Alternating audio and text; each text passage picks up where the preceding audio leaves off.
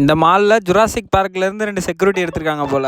Back to the story. Kuwait கடின சவால்ல நாள் 4 வழக்கம் போல காலையில எழுந்திரிச்சு தலைக்குளியல போட்டு கால ரொட்டீன்லாம் முடிச்சுட்டு டியூட்டிக்கு போயிட்டேன். டியூட்டி எல்லாம் முடிச்சுட்டு நம்ம போட்டோ நம்பர் கூட போய் இன்னொரு வண்டி எடுக்கிறதுக்காக அந்த வண்டியை எடுத்து கொண்டு போய் போட்டுட்டு வீட்டுக்கு போவே மணி 12 ஆயிடுச்சு. சரி, ½ hour டைம் இருக்கு, உடற்பயிற்சியும் பண்ணிடுவோம். ஒரு இன்ச்சை தூக்கி வாயில போட்டுக்கிட்டு இன்னைக்கான உடற்பயிற்சி ஷோல்டர் ஒர்க் அவுட். அதை அப்படியே தரமா பண்ணிட்டு தொழுதுட்டே சாப்பிட்டு மதிய உணவு முடிச்சுட்டு டியூட்டி கிளம்பிட்டேன். இன்னைக்கு கொஞ்சம் நேரத்தோட வந்தனால நீ ஓடியெல்லாம் போக தேவையில்ல, நடந்தே போலான்னு பொறுமையா போயிட்டு. இன்னைக்கும் வெயில் கொஞ்சம் கடுமையா தான் இருந்துச்சு. டியூட்டி எல்லாம் முடிச்சுட்டு ஃப்ரீ டைம்ல பக்கத்துல இருக்க ஒரு அருமையான ஸ்பாட்டை கண்டுபிடிச்சேன். அப்படியே அங்கேயே உட்காந்து வீடியோ எடிட்டிங்லாம் முடிச்சுட்டு இந்த மாதிரி டிராஃபிக் இல்ல வெயிட்டிங் டைம்ல இந்த மாதிரி ஃபோரம் ஒர்க் அவுட்டையும் முடிச்சுட்டு அடுத்த டியூட்டி இருக்க வேண்டிய இடத்துக்கு போயிட்டேன். ½ டைம் இருக்கு, சரி மாலை வாட்சா விடுவோன்னு பார்த்தா 2 செக்யூரிட்டி நிக்கிறாங்க. ஒரு வனத்தை போட்டுட்டு நேரா ரெஸ்ட் ரூம் போயிட்டு ஃபேஸ் வாஷ் எல்லாம் பண்ணிட்டு நம்ம சாலாவும் அங்கதான் வேலை பார்க்கறாரு. அவரை போய் அப்படியே ஒரு வாட்சா விட்டு கஸ்டமரே இல்லாம வெறிச்சோடி போய் கிடந்துச்சு. டைம் ஆயிடுச்சுன்னு லிஃப்ட்ல போலான்னு பார்த்தா அது ஓப்பனே ஆகல. அப்புறம் நானும் சாலாவும் ஸ்டெப்ஸ்லேயே நடந்துகிட்டே போனோம். அப்புறம் நம்ம வீடியோ எல்லாம் பத்தி கேட்டாரு. அதெல்லாம் நல்லா போயிட்டு இருக்குன்னு சொல்லிட்டு அவர் கொண்டு போய் இறக்கி விட்டு கொஞ்ச நேரம் காடியிலே உட்காந்து பேலன்ஸ் எடிட்டிங்கையும் முடிச்சுட்டு